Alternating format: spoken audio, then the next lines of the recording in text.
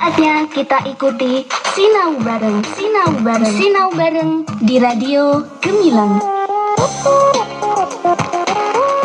Kabar Bayu sahabat Gemilang, Assalamualaikum warahmatullahi wabarakatuh. Salam sejahtera untuk kita semua. Om Swastiastu, Namo Buddhaya, salam kebajikan, Rahayu. Kabar Bayu kembali lagi berjumpa di 96.8 FM Radio Gemilang, jendela musik dan informasi. Kabar Bayu, kita kembali bersama di satu saja acara pembelajaran jarak jauh via radio yang akan ditampilkan Bapak Ibu Guru Kabupaten Magelang yang berkompeten dan juga bersemangat untuk kembali menghadirkan materi-materi yang sangat bermanfaat buat anak didik di Kabupaten Magelang. Kabar Bayu, kita berjumpa di saja acara Sinau Bareng. Satu saja acara spesial dari Radio Gemilang FM, tentu saja bekerja sama dengan Dinas Pendidikan dan Kebudayaan Kabupaten Magelang yang akan hadir untuk Anda setiap harinya pukul 7 hingga 8 dan 11 hingga 12. Kamas Bayu sahabat Gemilang juga bisa berpartisipasi dengan memberikan masukan-masukan yang kontributif di WhatsApp Radio Gemilang FM di nomor 081 578 968 968. Kamas Bayu, tanpa panjang kata lagi, kita sambut saja acara Sinau Bareng di kesempatan hari ini. Sinau Bareng di Radio Gemilang.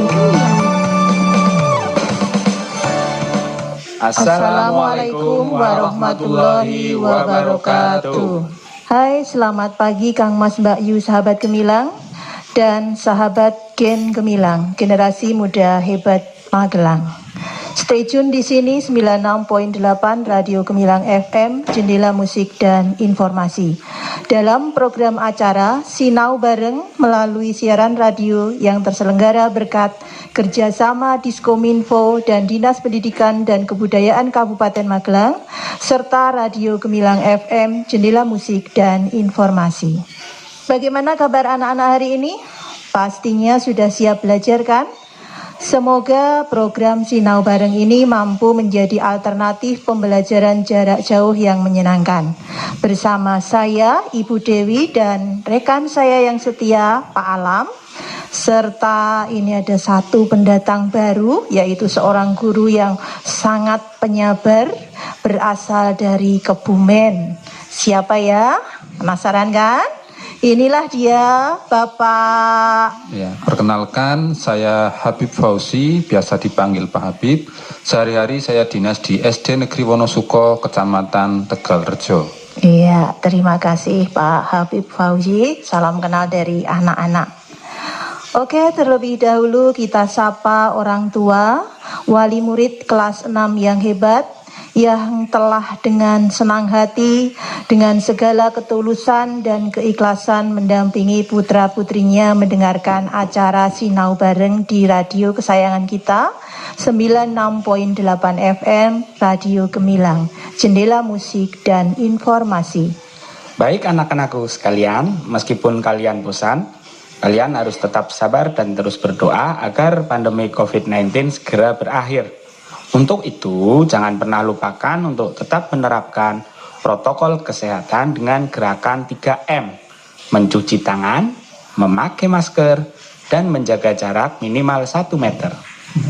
Baik, anak-anak hebat Kabupaten Magelang, dimanapun kalian berada, pagi ini kita akan mengikuti pembelajaran tematik dengan muatan pelajaran PPKN dan SBDP. Untuk muatan pelajaran PPKN, tema kewirausahaan dengan tujuan pembelajaran agar siswa dapat mengidentifikasi berbagai contoh dan manfaat keberagaman wirausaha dalam kehidupan sehari-hari. Sedangkan untuk muatan pelajaran SBDP yang akan kita pelajari pagi ini, materinya adalah reklame. Dengan tujuan pembelajaran agar siswa dapat mengidentifikasi ciri-ciri reklame yang ada di sekitar kita. Anak-anak, ayo siapkan buku tema 5 yang kalian dapat dari sekolah, atau kalian boleh menggunakan buku sumber yang lain yang memuat materi yang akan kita bahas. Jangan lupa pula siapkan buku tulis dan alat tulis kalian untuk mencatat hal-hal penting yang akan disampaikan oleh ibu guru dan pak guru nanti. Baiklah anak-anak, Materi pertama akan disampaikan oleh Bu Dewi. Silakan Bu Dewi. Terima kasih Pak Alam. Anak-anak, saat ini negara kita, bahkan semua negara di dunia tengah dilanda pandemi COVID-19.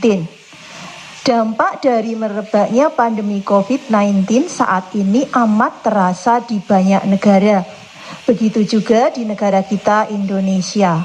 Hampir di seluruh provinsi mengalami dampak yang cukup signifikan disebabkan wabah ini.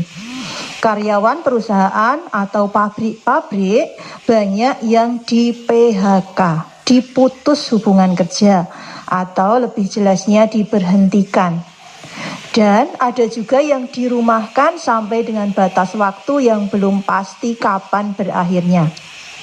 Bahkan banyak dari mereka yang masih menunggu kepastian apakah tetap bisa bekerja seperti sedia kala atau pasrah dengan kondisi yang terjadi saat ini. Sementara kebutuhan hidup keluarga tetap harus berjalan. Betul Bu Dewi, pandemi COVID-19 mengharuskan aktivitas warga dilakukan dari rumah atau secara daring, termasuk kalian semua dalam belajar pun masih secara daring atau dalam jaringan, dan juga pembelajaran sistem luring seperti hari ini ketika kalian mengikuti pembelajaran melalui radio. Ini termasuk pembelajaran secara luring atau luar jaringan. Nah, aktivitas hidup yang serba daring ini tentu saja membuat tingkat daya beli masyarakat menurun drastis. Begitu banyak persoalan yang muncul akibat pandemi COVID-19 ini. Betul sekali Pak Habib. Dan tentunya masalah ini tidak bisa dibebankan kepada pemerintah saja. Tetapi perlu adanya kesadaran bersama semua pihak agar geliat perekonomian nasional itu bisa segera bangkit kembali. Mungkin Bu Dewi bisa lebih memperjelas? Siap Pak Alam. Baik anak-anakku, sahabat Gen Gemilang, generasi muda hebat Magelang. Masih tetap setia di 96.8 FM Radio Gemilang, jendela musik dan informasi. Ya, seperti yang Pak Alam ungkapkan tadi, bahwa masalah yang muncul akibat adanya pandemi COVID-19 tidak bisa dibebankan kepada pemerintah saja.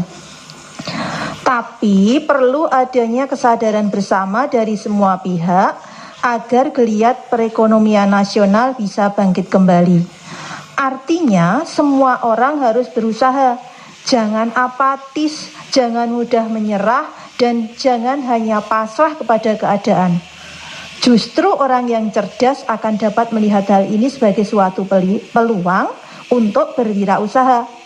Kalau sebelum pandemi kegiatan wirausaha biasanya hanya dilakukan oleh masyarakat yang tinggal di daerah perkotaan, maka untuk saat sekarang pekerjaan ini sudah mulai diincar oleh semua lapisan masyarakat, baik di kota maupun di desa. Sebentar Bu Dewi.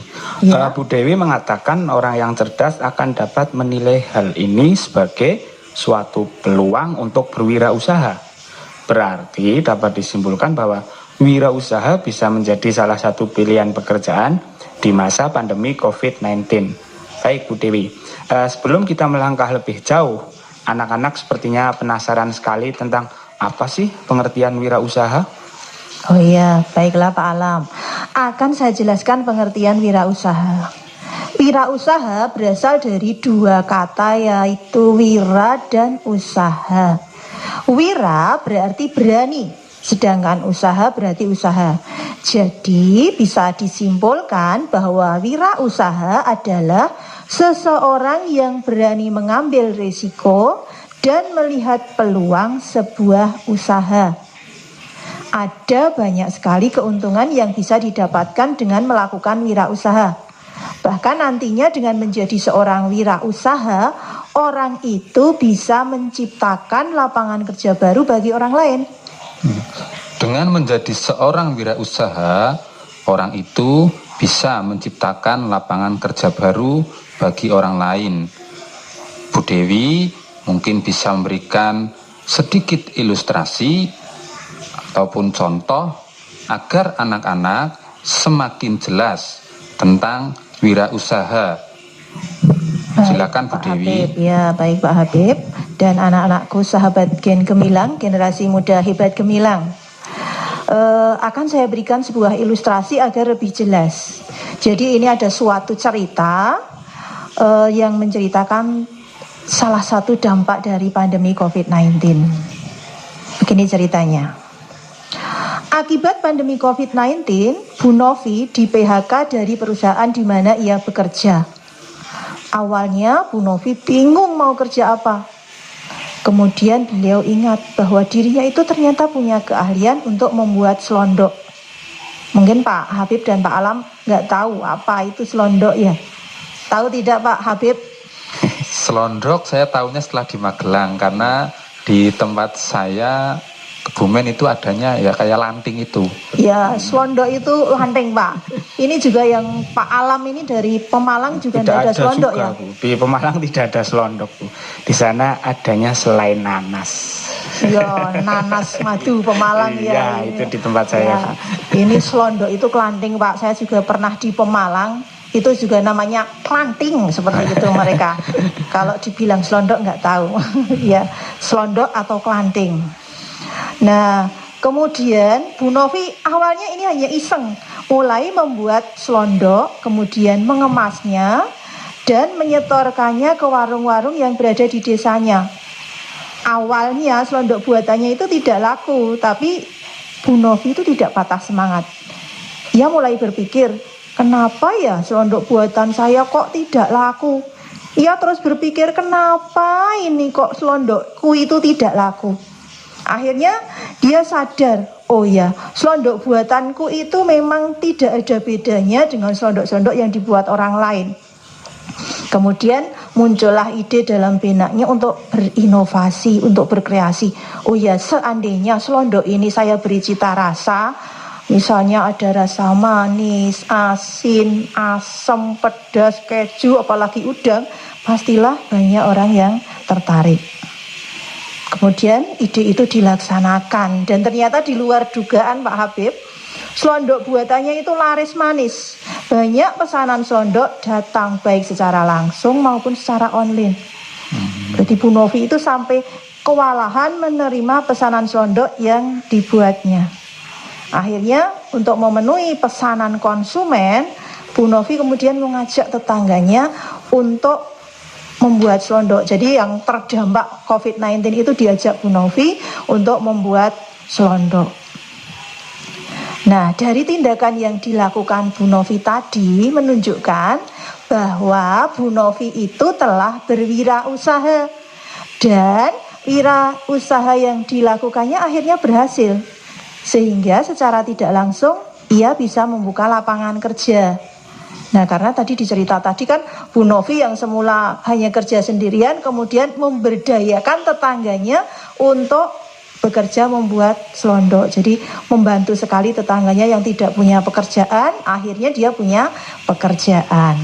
Wow, penjelasan yang sangat gamblang sekali. Terima kasih sekali Bu Dewi. Iya, anak-anakku di Antero Magelang dan sekitarnya, kalau tadi kalian telah mempelajari pengertian wirausaha, sekarang kita bersama-sama akan mempelajari contoh keberagaman wirausaha dalam kehidupan sehari-hari.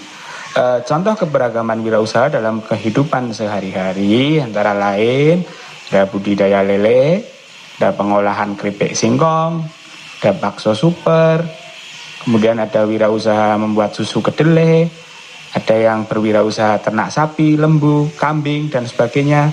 Kemudian ada juga pembuat pupuk kandang, ada yang berusaha dengan cara membuat kopi, ada yang membuat usaha restoran atau warung makan, dan ada lagi yang usaha di bidang hortikultura. Wah, ternyata banyak sekali ya contoh keberagaman kegiatan wirausaha dalam kehidupan sehari-hari. Lalu sebenarnya apa manfaat dari kegiatan wirausaha bagi kehidupan? Mari anak-anakku, siswa kelas 6, khususnya di Kabupaten Magelang, kita pelajari lebih lanjut. Nah, keberagaman kegiatan wirausaha dalam kehidupan sehari-hari memiliki banyak manfaat, antara lain 1. Meningkatkan kemandirian. Tadi Bu Dewi sudah mengilustrasikan tentang Bu Novi yang membuat selondok. Nah, di situ Bu Novi sudah belajar ya tentang kemandirian dalam bidang ekonomi ya, sehingga akhirnya Bu Novi bisa berjualan selondok dengan sukses ya. Nah, yang kedua, mengurangi pengangguran. Tadi juga Bu Dewi mengilustrasikan Bu Novi ketika membuat selondoknya semakin laku, tetangganya yang terkena dampak COVID-19 diajak bekerja, sehingga dia bisa mempekerjakan banyak orang dari lingkungan di sekitarnya. Nah, akhirnya Bu Novi kan bisa mempekerjakan pekerjanya serta mengurangi pengangguran. Nah, yang ketiga yaitu meningkatkan pendapatan masyarakat. Nah, otomatis karena kegiatan wirausahanya Bu Novi tadi sukses, selain Bu Novi yang sukses, tetangganya juga ikut merasakannya, karena secara tidak langsung Bu Novi meningkatkan pendapatan masyarakat. Nah, yang keempat yaitu membangun mental yang kuat dan kompetitif, atau berani bersaing dan berani berjuang. Nah, tadi Bu Novi pada awal berjualan selondok kurang laku, akhirnya dia berpikir bagaimana selondoknya bisa laku. Nah, di situ ada mental yang sangat kuat dan tidak kalah penting, yaitu mau berusaha, tidak mudah putus asa sampai usahanya berhasil. Nah, yang kelima ini adalah berdampak nasional. Semakin banyak orang yang berwirausaha, maka produktivitas nasional akan meningkat, sehingga pembangunan di Indonesia otomatis akan semakin berkembang dengan pesat. Wah, pengertian wirausaha sudah, contoh kegiatannya juga sudah, manfaatnya juga sudah. Lalu apalagi yang mau kita pelajari lagi kaitannya dengan kegiatan wirausaha? Mungkin Bu Dewi mau menambahkan? Oke Pak Alami tidak sabaran saja, sudah baik. Nah, ini masih ada satu lagi yang harus kita pelajari kaitannya dengan wirausaha Pak, yaitu pentingnya kerjasama dalam berwirausaha. Anak-anak kita itu adalah makhluk sosial yang tidak bisa hidup sendiri dan butuh bantuan dari orang lain. Hal ini juga berlaku dalam dunia wirausaha, seperti pada contoh ilustrasi Bu Novi tadi. Bu Novi membutuhkan kerjasama dengan tetangganya dalam memenuhi kebutuhan atau pesanan selondoknya dari para konsumennya. Ya, jadi dalam berwirausaha sangat dibutuhkan kerjasama. Mengapa? Karena dengan kerjasama kita dapat menyelesaikan tugas ataupun proyek dengan tepat waktu, bahkan bisa lebih cepat. Nah, selain itu kerjasama juga mendorong individu untuk bekerja lebih produktif, efektif, dan efisien. Nah, kerjasama ini yang tidak kalah penting ya juga menciptakan hubungan yang harmonis antar pihak terkait. Selain itu, kerjasama juga meningkatkan rasa kesetiakawanan. Oke, anak-anakku sahabat Gen Gemilang atau generasi muda hebat Magelang, masih stay tune di 96.8 Radio Gemilang FM, jendela musik dan informasi.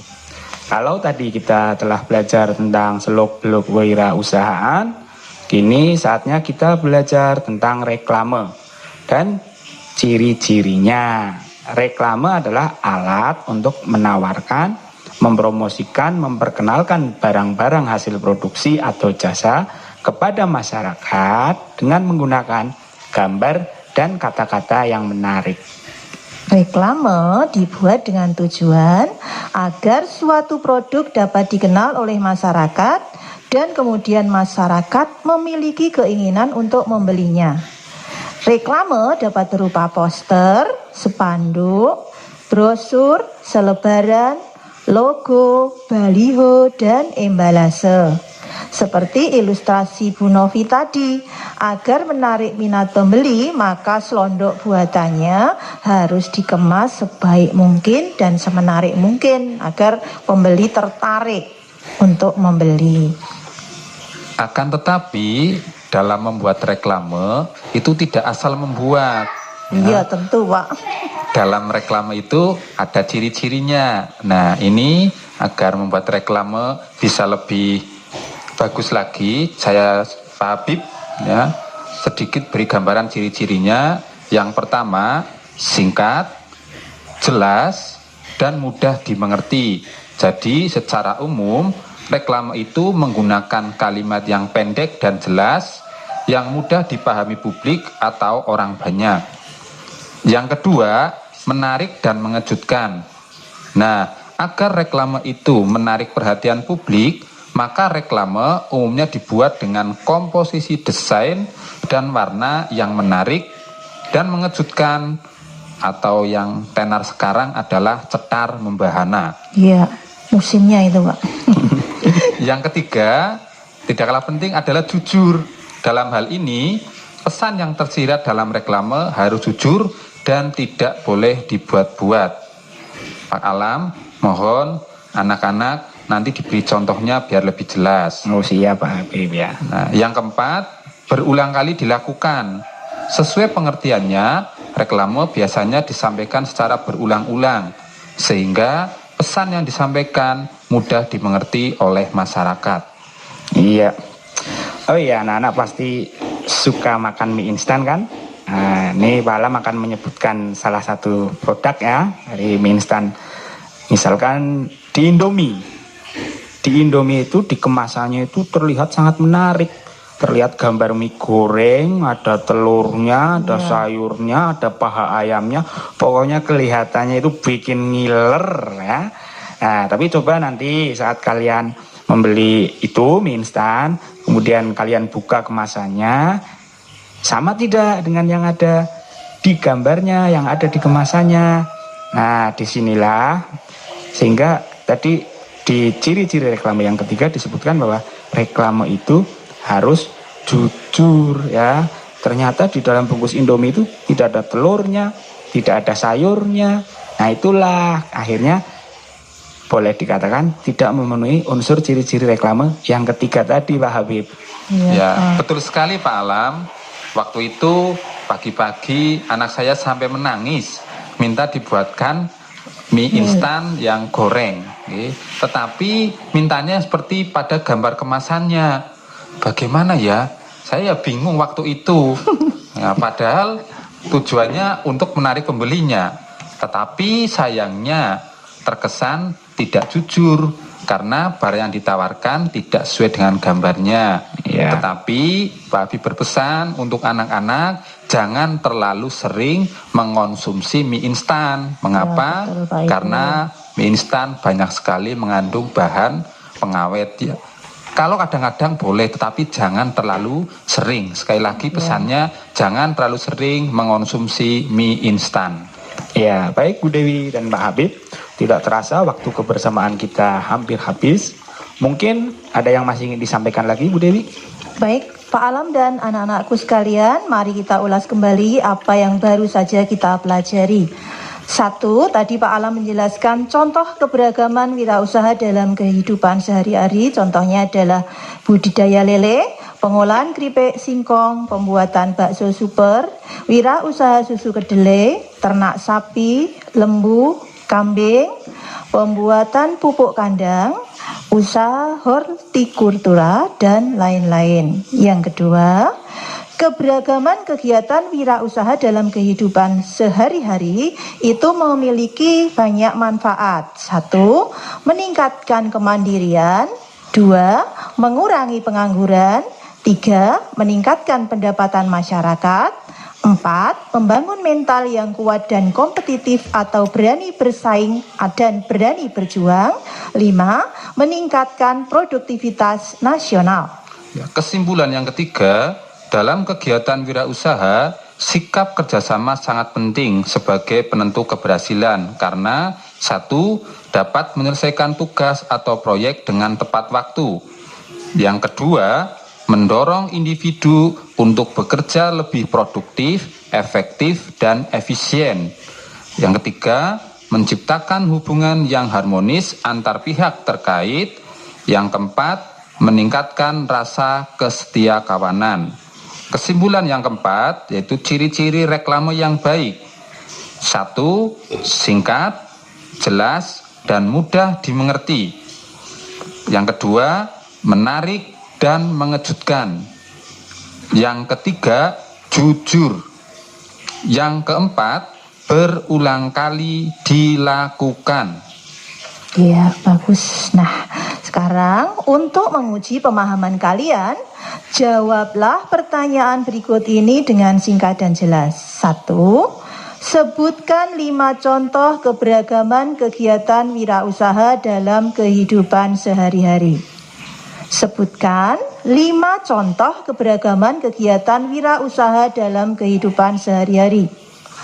2. Jelaskan manfaat keberagaman kegiatan wirausaha dalam kehidupan sehari-hari. Jelaskan manfaat keberagaman kegiatan wirausaha dalam kehidupan sehari-hari. 3. Jelaskan pentingnya sikap kerjasama sebagai penentu keberhasilan dalam berbagai kegiatan wirausaha. Jelaskan pentingnya sikap kerjasama sebagai penentu keberhasilan dalam berbagai kegiatan wirausaha. 4.